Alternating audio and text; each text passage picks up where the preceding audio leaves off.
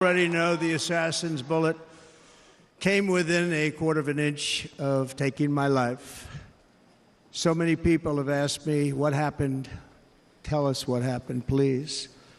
And therefore, I will tell you exactly what happened, and you'll never hear it from me a second time because it's actually too painful to tell.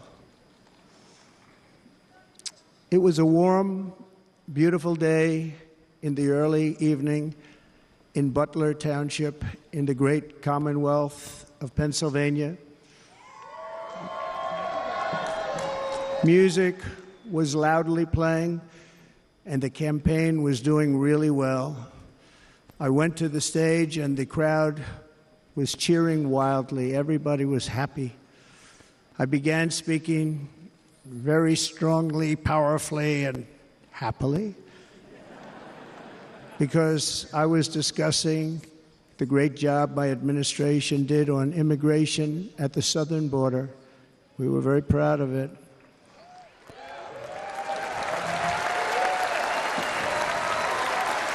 Behind me and to the right was a large screen that was displaying a chart of border crossings under my leadership. The numbers were absolutely amazing. In order to see the chart, I started to, like this, turn to my right and was ready to begin a little bit further turn, which I'm very lucky I didn't do, when I heard a loud whizzing sound and felt something hit me really, really hard on my right ear. I said to myself, wow, what was that? It can only be a bullet. And moved my right hand to my ear, brought it down. My hand was covered with blood, just absolutely blood all over the place. I immediately knew it was very serious, that we were under attack, and in one movement proceeded to drop to the ground. Bullets were continuing to fly as very brave Secret Service agents rushed to the stage, and they really did. They rushed to the stage.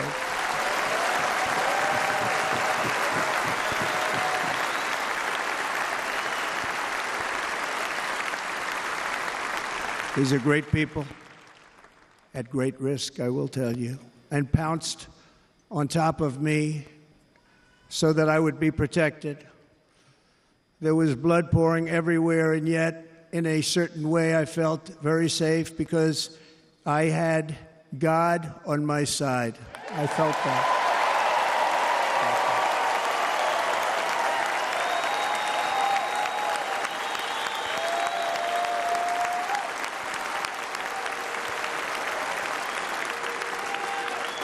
The amazing thing is that prior to the shot, if I had not moved my head at that very last instant, the assassin's bullet would have perfectly hit its mark, and I would not be here tonight. We would not be together.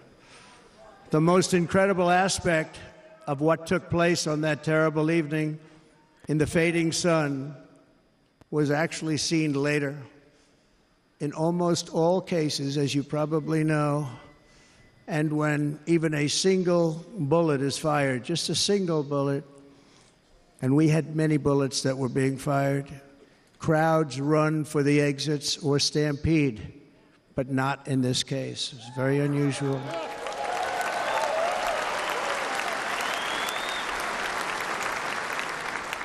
This massive crowd of tens of thousands of people stood by and didn't move an inch. In fact, many of them bravely but automatically stood up looking for where the sniper would be. They knew immediately it was a sniper, and then began pointing at him. You can see that if you look at the group behind me. That was just a small group compared to what was in front.